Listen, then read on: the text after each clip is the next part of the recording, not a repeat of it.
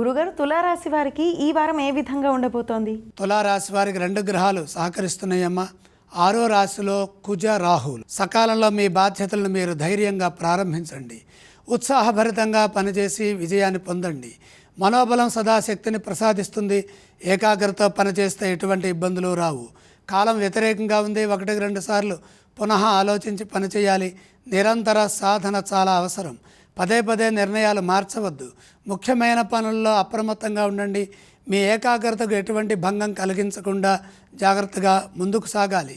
కొందరు అదే పనిగా ఏకాగ్రతకు భంగం కలిగించేవారు ఉంటారు. కాబట్టి మాటల్లో ప్రశాంతంగా ఉండాలి, సౌమ్యంగా మాట్లాడాలి. మీరు ఆలోచనల్లో ప్రశాంతంగా ఉండాలి. మీ ధర్మం మిమ్మల్ని సదా కాపాడుతుంది.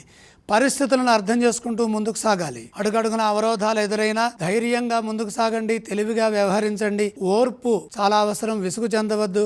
కుటుంబ సభ్యుల సహకారం తప్పనిసరి. వృత్తి ఉద్యోగ వ్యాపారాల్లో బాధ్యతాయుతంగా వ్యవహరించండి. మిత్రుల వల్ల మీకు మేలు చేకూరుతుంది. మొహమాటం వల్ల ఖర్చులు పెరగకుండా జాగ్రత్తలు తీసుకోండి.